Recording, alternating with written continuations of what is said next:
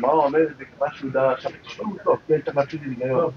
בגלל שהוא אמר דרך כוכבא מיעקב, הוא אמר, מכיוון שהחיילים שבר כוכבא, בשביל מה קוראים לו בגמרא באופוזיב.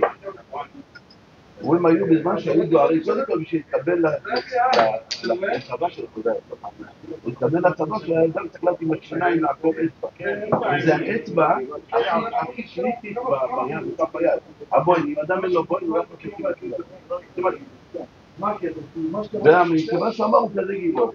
הוא כזה גיבור. הוא יכול לעקור עץ, בתוך כדי רגימה, עץ ארז, עורץ עץ ארז. בחיי בוודאי שזה הגיבור האולטימטיבי שהוא יכול להביא לנו את הגאולה. זה מה שלמד בכולם, גם אני. אבל אני רוצה לשאול אותי שאלה. שלום, שלא קיבלנו?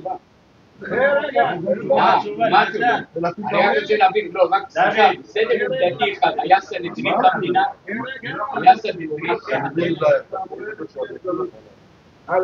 מי החליט על המרד? לא, לא תתפוס על המרד, אתה נדבר על המרד? לא, לא. אני רוצה לשמוע את הניתוח שלך ואני רוצה להבין למה דברים כאלה לראות אם אתה בכלל יכול להיכנס לגדר אתם יודעים בוא נראה, אם לא, נלמד ביחד אני לא אומר את הדרך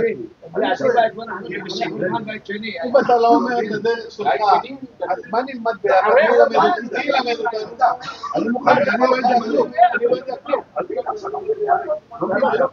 נדבר, מה השאלה? השאלה היא איך יכול רבי עקיבא בטח לבר כוכבא שהוא בעצם הגואל של עם ישראל אבל הדרש של התפסים, דרש כוכבא מיעקב לא, השאלה היא כזאת יש ספר שנקרא ספר יוסיפוס שכתב אותו מתייוון זה ספר שמתייוונים הוא היה הקולקטיבוס הוא כתב את הספר זה לא רק מנהל אותו הוא כתב, לא, לא מסתרך על הספר הוא היה היסטוריון